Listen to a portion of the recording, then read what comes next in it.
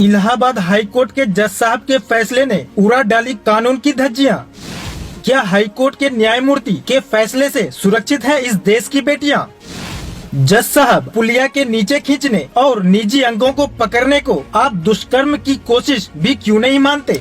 मैं कुछ भी कहूँ उससे पहले तमाम अखबारों की हेडलाइन देखिए। ये देखिए, ये देखिए, ये देखिए, ये भी देखिए। इलाहाबाद हाई कोर्ट के जज साहब ने फैसला सुनाया है कि लड़की के पैजामे का नाड़ा तोड़ना, निजी अंग पकड़ना, उसे पुलिया के नीचे घसीट कर ले जाना दुष्कर्म की कोशिश नहीं है। दोस्तों, जिस देश में किसी महिला को या किसी बच्ची को 14 सेकंड से ज्यादा घूर करके देखना भी अपराध माना जाता है, वो ईव टीजिंग की श्रेणी में माना जाता है। भारतीय दंड संहिता की धारा 354 सी के तहत सजा का प्रावधान भी है, जिसमें उस देश में पैजामा का नाड़ा तोड़ना, निजी अंगों को पकड़ना, बच्ची को पुलिया के नीचे घसीट कर ले जाना दुष्कर्म की कोशिश नहीं है। और ये जज साहब कह रहे हैं। दोस्तों, आप बताइए, किसी लड़की के पैजामा का नाड़ा तोड़ना, उसके निजी अंगों को पकड़ना, उसे पुलिया के नीचे घसीट कर ले जाना, आरोपी इसमें कौन सा सांस्कृतिक आयोजन करने जा रहा होगा? जज साहब, आपने फैसले में कहा कि ये दुष्कर्म की कोशिश भी नहीं है। अब संविधान के हिसाब से मैं जज साहब के निर्णय पर सवाल नहीं उठा सकता, लेकिन पूरी भाषा एक मर्यादा के साथ। दोस्तों, आप सबसे मैं ये पूछना चाहता हूँ कि दुष्कर्म की कोशिश का प्रोसेसर क्या होता है? क्या दुष्कर्म की कोशिश करने का प्रोसेसर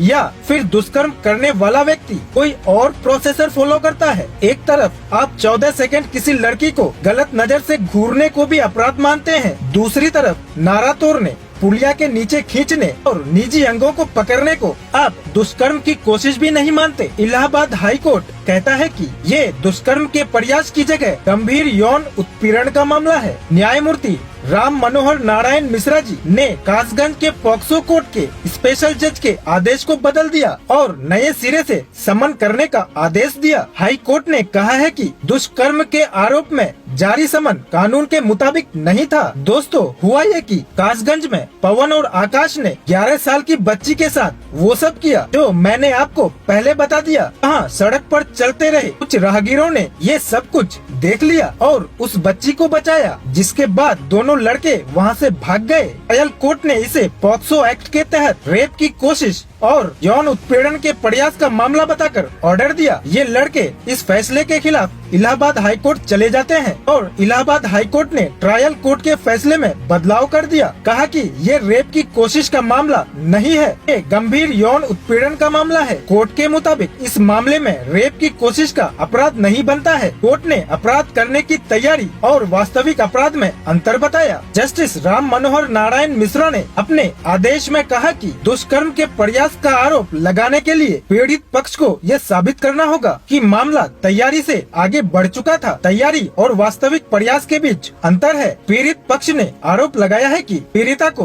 पुलिया के नीचे खींचा गया, उसके निजी अंग पकड़े गए, उसके पैजामे का नाड़ा तोड़ा गया, लेकिन पैजामे का नाड़ा टूटने से गवाहों ने बस ये नहीं कहा कि इस वजह से पीड़िता के कपड़े उतर गए। इसलिए जज साहब ने इसे दुष्कर्म के प्रयास का मामला भी नहीं माना, गंभीर यौन उत्पीड़न का मामला माना है। दोस्तों, जबकि सुप्रीम कोर्ट ये बोल चुका है कि यौन इरादे से किसी बच्ची के अंग को छूना भी पॉक्सो के तहत अपराध है। दोस्तों, ये बात 19 नवंबर 2021 को सुप्रीम कोर्ट ने बॉम्बे हाई कोर्ट का फैसला पलटते हुए सुप्रीम कोर्ट ने बोली थी। मुझे नहीं लगता है कि सुप्रीम कोर्ट से भी बड़ा कोई और कोर्ट है। दोस्तों, मैं साल 2021 की रिपोर्ट के मुताबिक महिला सुरक्षा के मामले में भारत 170 देशों की सूची में 148 स्थान पर है। ये तो नारी वंदन अधिनियम लाने वाले देश हैं। इस देश में नारियों की स्थिति है। दोस्तों, इससे पहले इलाहाबाद हाई कोर्ट के जज शेखर यादव विश्व हिंदू परिषद के कार्यक्रम में मुसलमानों के खिलाफ जहर उगलते हुए पाए गए। उनके खिलाफ राज्यसभा में महाअभियोग प्रस्ताव लाने का नोटिस दिया गया था। जज साहब जज होते हुए भी 8 दिसंबर को प्रयागराज में बीएचपी की लीगल कार्यक्रम में कह करके आए थे कि मुझे ये कहने में कोई हिचक नहीं है